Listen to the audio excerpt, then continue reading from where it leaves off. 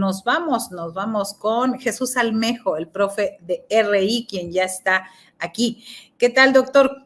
Buen día. Hola, Marta, buenos días. Encantado de estar con ustedes. Gracias, doctor. Estamos a menos de una semana de que se vaya el presidente Andrés Manuel López Obrador. ¿Cómo podríamos hablar de una evaluación en la política exterior? No solamente cerrarnos a AMLO, 3 pausas diplomáticas y 2 rupturas de relaciones. ¿Qué más? ¿Qué hay más aparte de esto de la política exterior mexicana? Mira, yo hablaría de los aciertos de la política exterior mexicana en materia de la relación que se tuvo con Estados Unidos. No es fácil convivir con el vecino del norte, que tiene una necropolítica en la cual basa su hegemonía a través de la venta de armas, de la provocación de guerras, de la arbitrariedad para redefinir fronteras, para disputar territorios. Entonces, lidiar con ese monstruito no ha sido nada fácil nunca en la historia de la relación bilateral México-Estados Unidos. Ya recordaremos que, de hecho, entre 1846 y 1848, a través de la guerra y después con los tratados de Guadalupe Hidalgo, nos arrebataron más de la mitad del territorio nacional, y eso siempre ha estado pues marcado justamente en esta relación traumática con Estados Unidos, en esta asimetría compleja porque al mismo tiempo que tenemos que lidiar con ese vecino belicoso, beligerante, depredador, también ellos nos necesitan y tenemos entonces que aprender a coexistir en esto que decía Mario Ojeda, clásico de la política exterior de México. México cede frente a Estados Unidos en todo aquello que, siendo vital para Estados Unidos, solo sea importante para México, pero también México ha enseñado al gobierno de Estados Unidos que tiene que aceptar aquello que, siendo importante para Estados Unidos, sea vital para México. Entonces, esa ecuación en los límites y alcances de la política exterior de México ha perseguido a todos los gobiernos mexicanos, pero a López Obrador le tocó una coyuntura muy particular: lidiar con 2 candidatos que luego fueron presidentes cada uno de ellos, que se odian a muerte, que tienen concepciones de gobierno distintos, que son verdaderos adversarios en la historia más polarizada de Estados Unidos desde su guerra civil entre 1861 y 1865, que son Donald Trump por un lado y Joe Biden por otro lado. Donald Trump, agresivo hacia América Latina, agresivo hacia el tema de los migrantes y muy agresivo y muy impositivo e irrespetuoso con México, con el que López Obrador supo lidiar bastante, y digamos que, como decimos en el argot mexicano, se lo echó a la bolsa. Pero luego después se aventuraban malas cosas con Joe Biden porque decían, bueno, siendo tan cercano a Donald Trump y Donald Trump siendo tan beligerante con Joe Biden, pues Joe Biden lo más probable es que también marque cierta distancia de López Obrador, cosa que no sucedió por la habilidad de López Obrador, que, como lo he dicho en otras entrevistas, es un animal político y sabe cómo lidiar con los diferentes, y me parece que es un gran mérito que además México se posicionó como el principal socio comercial de los Estados Unidos ya de manera sostenida en casi todo el sexenio, superando a países como China y Canadá, que no se había logrado en otros sexenios, y esto, bueno, pues genera una dinámica de ganar-ganar, sin dejar de tomar en cuenta que México tiene una demanda millonaria contra las empresas, contra el consorcio que hace parte del complejo militar industrial de los Estados Unidos. Así que acierto por ese lado, Marta. ¿Por cuál lado, digamos, se tuvo una falla estratégica? Bueno, que fue muy selectivo nuestro presidente a la hora de determinar en dónde se intervenía México en los asuntos internos de otros países, a pesar de que el principio constitucional de la no intervención en la fracción 10 del artículo 89 decía que no. Bueno, pues el presidente López Obrador, por ejemplo, en las causas en las que se sentía cercano, como es el caso de Perú o como el caso de Bolivia, ahí México sí intervino para apoyar a Pedro Castillo, presidente derrocado en Perú, pero también para apoyar a Evo Morales en el tema del golpe de Estado en Bolivia. México se metió, digamos, hasta la cocina, incluso también otorgó asilo en Ecuador cuando Lenín Moreno persiguió al correísmo. Y uno dijera, bueno, si se mantiene esa política de coherencia, en razón de que la justicia internacional es más importante a veces, la coyuntura, que incluso la misma normatividad, porque López Obrador decía siempre que la justicia era más importante que incluso que incluso las reglas o las normas, y que las normas siempre deberían estar subordinadas a la justicia, que era el bien superior. Sin embargo, el acierto, alguien podría decir, bueno, entonces fue certero que entrara el tema de Perú, el tema de Bolivia, pero posteriormente, en asuntos en donde debió mostrar esa misma coherencia, ahí se mantuvo neutro e incluso apelaba al principio de la no intervención, pues convenencieramente, para escudarse de por qué México no podía ir más allá en ciertas posiciones. Por ejemplo, en el genocidio de Israel contra el pueblo palestino, no se perturbaron las relaciones con Israel para nada, ni siquiera se le molestó a Israel con el pétalo de una crítica, y mucho menos. Entonces, ahí podríamos decir que pues sí hubo una inconsistencia muy importante, porque, bueno, pues en qué casos sí, si la Constitución dice no en todos los casos, entonces ¿por qué en unos sí y en otros no? Entonces se podría hacer esa crítica de incoherencia, ¿no? De seleccionar cuándo sí se interviene y cuándo no se interviene. Pero en general, digamos que hubo un dinamismo interesante, Marta. Sí, claro, y sobre todo esa frase que él acuñó de la mejor política exterior es la interior, esa como también como un argumento retórico para decidir en dónde sí, en dónde no. Sí, definitivamente, y mira que en ese sentido yo estoy de acuerdo, porque México se convierte en un paradigma de resistencia al bloque reaccionario del continente. Voltear a ver a México desde Perú, desde Bolivia, desde Ecuador, desde la misma Argentina, con personajes que de verdad uno no podría creer que estén gobernando, como Dina Boluarte en Perú, o como el mismo Daniel Noboa en Ecuador, qué decir de Milei en Argentina, o qué decir de Bolsonaro, que pues estuvo en Brasil un tiempo, en este sexenio, con el que se tuvo también que lidiar, siendo Brasil pues un gigante muy importante en materia de política exterior en el continente. Entonces México mantuvo como esta solidez, mantuvo como este modelo de gobierno al que volteaban a ver desde todo el hemisferio occidental, y en ese sentido me parece que lo que se hiciera adentro servía como una especie de paradigma para proyectar hacia afuera. En ese, digamos, sí hubo un acierto muy importante. Sí, respecto a este tema de los pendientes y aprovechando que estamos hablando de otros lares, ¿podría actualizarnos la situación del aumento de las tensiones en el Líbano tras estos intensos bombardeos israelíes, mientras crece el temor a una guerra regional? Sí, sí, sí. Benjamín Netanyahu es un primer ministro que ha dominado la escena política de Israel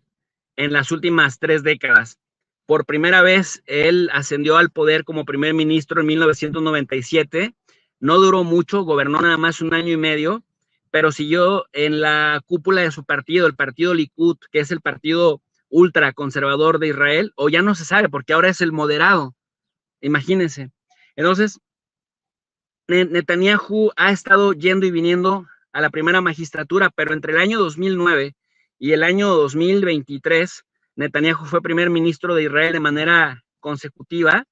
Solo alternó el poder un par de ocasiones con Benny Gantz y con Naftali Bennett, pero nuevamente desde el 2023 está en el poder. Benjamín Netanyahu tiene un problema legal muy importante, o 3 problemas legales muy importantes. Es acusado por la propia Fiscalía de Israel por corrupción, qué raro en un derechista, ¿no? Por tráfico de influencias y por enriquecimiento ilícito. Por ejemplo, decía López Obrador que el credo de esta gente era la hipocresía, porque al final de cuentas todos lo subordinaban al dinero. Bueno, pues Netanyahu tiene esos 3 temas que no son especulación, no son crítica, porque tenga una ideología de cierta o cual manera o una condición particular. La misma Fiscalía de Israel lo persigue por estos 3 casos. Cuando estuvo fuera de la primera magistratura, de hecho, compareció en las cortes en Israel. Cuando regresa a ser primer ministro, empieza a tener una muy mala gestión de gobierno, de tal suerte que la oposición en Israel, oposición al gobierno de Netanyahu, empezó a protestar masivamente por el descarrilamiento de la economía israelí, de las políticas públicas inacabadas y de la conflictividad interna que se estaba viviendo en Israel, incluso con amenazas de huelgas. Recordemos que Netanyahu en abril del año 2023 incluso impulsó una reforma al Poder Judicial de Israel para someter el Poder Judicial al Poder Ejecutivo, lo que desató bastantes protestas en Israel. Y cuando digo bastantes protestas es lo siguiente: Israel tiene 8 millones de habitantes,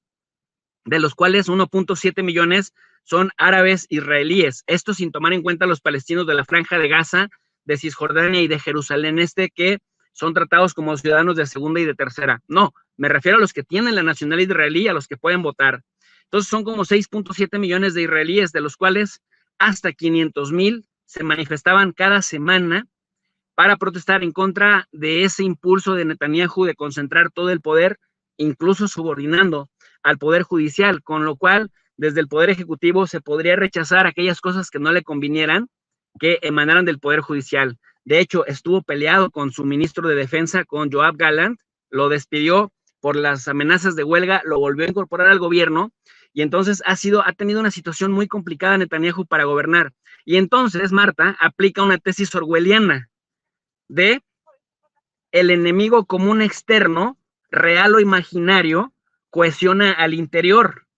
Y entonces casualmente aparece el 7 de octubre el ataque del Hamas,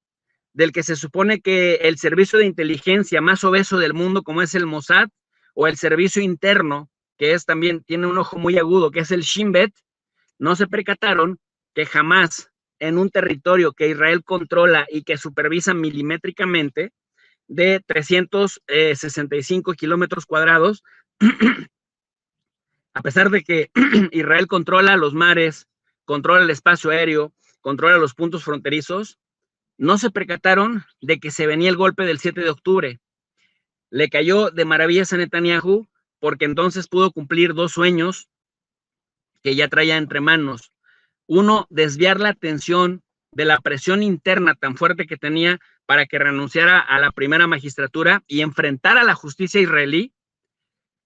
Y por otro lado, cumplir el sueño de recuperar Gaza, pero también de polarizar Cisjordania, Jerusalén Este, y de paso darle una repasada a Siria y principalmente a Líbano. Mientras la conflictividad en Gaza, en Líbano y en Siria se mantenga, porque hay que recordar que Israel ocupa ilegalmente los altos del Golán, que son territorio de Siria, y las granjas de Sheba, que son territorio libanés, porque ahí hay agua, ahí hay mantos acuíferos. Entonces, Israel prácticamente con Netanyahu o sin Netanyahu hace una política de hechos consumados, es decir, ocupa un territorio,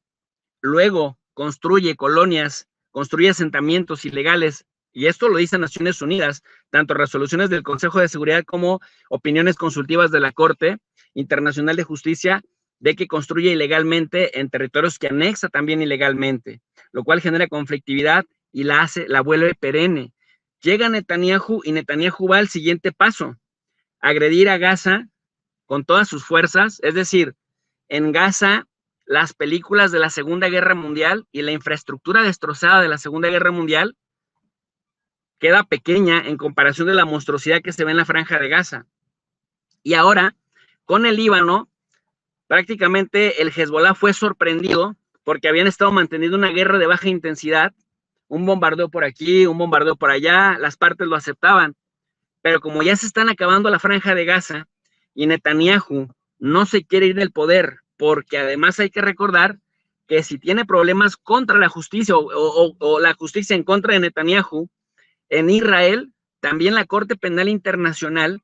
ha emitido una orden de arresto contra Netanyahu y ordena a los países que forman parte de la Corte Penal Internacional a arrestarlos si llega a pisar su territorio. Entonces, si nos ponemos a pensarlo con frialdad, Netanyahu fuera del poder en Israel, o lo pilla la fiscalía israelí dentro de Israel, o si va fuera y no va a Estados Unidos, ya incluso países como Francia, Reino Unido han dicho, Alemania, que si llega a pisar esos territorios lo van a pillar. Entonces, ¿cuál es la reacción que vemos hablando de reaccionarios? Que sí o sí Netanyahu no se quiere retirar y no quiere pasar a la historia como el político fracasado que tanto gobernó Israel y que va a terminar en una cárcel. Quiere pasar a la historia como aquel héroe sionista que incendió la región, pero que le ayudó a Israel a dominar a sus vecinos. Y en ese sentido es muy peligroso cuando lo vemos, por un lado, citando el Viejo Testamento, hablando de Amalek y incentivando el fanatismo religioso tanto de los sionistas judíos como de los cristianos evangélicos, de donde se nutre bastante en términos de poder económico, pero también este discurso que dio finalmente Marta, en donde decía Netanyahu que sus servicios de inteligencia le habían dicho que en casas ordinarias de personas comunes y corrientes habían instalado misiles del Hezbollah. ¿Esto qué significa? Que va a volver a disparar de forma indiscriminada contra barrios de civiles, pero él previamente ya anunció que ahí hay, aunque no ha mostrado ninguna prueba, y es Netanyahu, sobre Netanyahu hacen muchos memes sobre la cantidad de mentiras que es capaz de decir sin probar nunca nada de lo que dice, pero el mensaje que está diciendo es que van a volver a arrasar pueblos enteros en el Líbano, bajo el argumento de que en las casas de civiles se esconden armas y milicianos del Hezbollah. Entonces, esto que va a ocurrir en el Hezbollah, contra Hezbollah en el Líbano es, si le sale bien poder neutralizar y darle golpes estructurales al Hezbollah y neutralizarlo, va a pasar a la historia como aquel que eliminó una guerrilla que le ha dado muchos dolores de cabeza a Israel, porque no hay que olvidar que cuando Israel entró ilegalmente al Líbano en 1978, aprovechando de que el Líbano estaba en una guerra civil,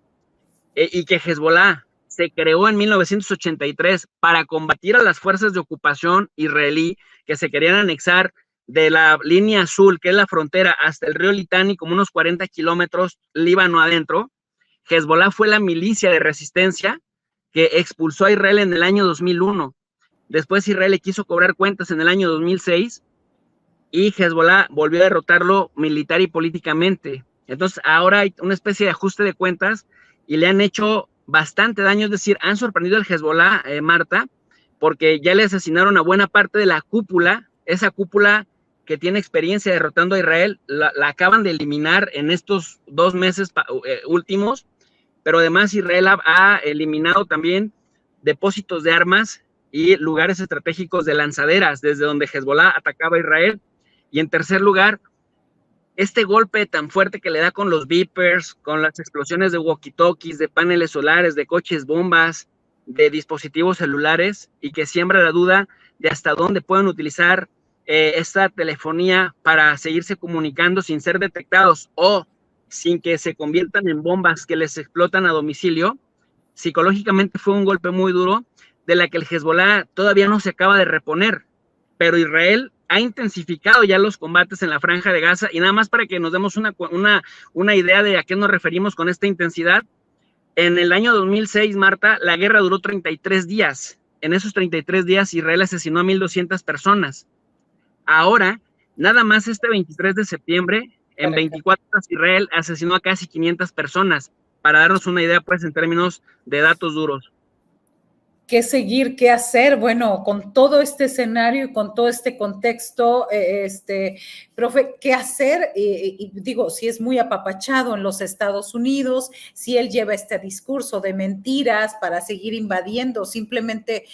acaba de decir hace una hora que Israel va a seguir atacando posiciones de Hezbollah en Líbano y que van a seguir enviando al ejército a lanzar bombardeos masivos. ¿Cuál podría ser la solución? Y sobre todo la posición de México, bueno, nos queda claro, más enérgica en este sentido, porque ha estado como de ladito, ¿no? México ha nadado de muertito. México ha defraudado en el sentido de la falta de coherencia en cuanto a condenar con todas sus letras, con nombre y apellido, los ataques israelíes, ataques indiscriminados contra civiles, tanto en Líbano como en la Franja de Gaza. México nada más habla de generalizaciones, pero digamos que no hace nada más allá de la postura narrativa. En el caso de Israel, ¿cómo se le podrá frenar? Me parece que ahí Irán tiene también gran responsabilidad,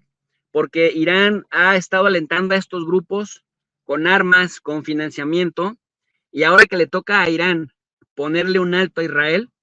Irán teme que entre Estados Unidos, que entre Francia, que entre Gran Bretaña, y que países árabes como Jordania y Arabia Saudita se pongan en contra suya. Es decir, Irán sabe también que si solo se enfrentara con Israel cara a cara, tendría una ventaja muy importante, pero sabe que la anglósfera pelea en manada, siempre pelean en grupo, nunca pelean solos, y ya, como decimos en el argot mexicano, siempre echan montón. El tema es que en el Medio Oriente nunca ha habido una fuerza lo suficientemente unida como para hacer una coalición de países que se enfrenten a los países de la anglósfera. La anglósfera, digamos que ha tenido, digamos, esa visión de que tiene la capacidad de poner a pelear a otros países por sus propios intereses, de tal suerte que Israel hace tiempo con Benjamín Netanyahu, y cuando digo hace tiempo me refiero a hace por lo menos 15 años, Benjamín Netanyahu ha insistido en que Estados Unidos le ayude a Israel y se inmiscuye en una guerra directa contra Irán. El problema para Estados Unidos es que saben que Irán no es Irak y que Irán sí le puede causar bastantes daños a su infraestructura en la región del Medio Oriente, puede bombardear embajadas, bases militares estadounidenses en la región, portaaviones, incluso nucleares en la región, y además Irán tiene tecnología con la que ha monitoreado los movimientos de las armadas estadounidenses en la región, tanto en el Mediterráneo como en el Océano Índico, como también en el Atlántico, y ahí cerquita, en el Golfo Pérsico. Es decir, Irán no es Irak, pero ahora con este cambio de gobierno, con este nuevo presidente, ha dicho el gobierno de Irán que no quiere verse arrastrado a una guerra total en la región, que podría ser muy destructiva incluso para la población iraní, de tal suerte pues que, como ha cabido la prudencia en Irán, pero en este caso en la anglósfera sionista, Marta, en la medida que ven que no responden desde Irán, confunden la prudencia con cobardía y entonces han ido escalando paulatinamente, han ido escalando progresivamente, y eso me parece que no tiene ningún efecto disuasivo, a menos que Irán se plante como se plantó aquel 13 de abril, en donde, bueno, marcó la capacidad que tiene para agredir a los países de la anglósfera, en la que ahora no se quiere ver arrastrado porque hubo un cambio de gobierno muy importante, Marta. Bien, bien, pues estaremos muy al pendiente de todo lo que está aconteciendo. Jesús López Almejo, gracias por tu colaboración aquí en el canal de Julio Astillero.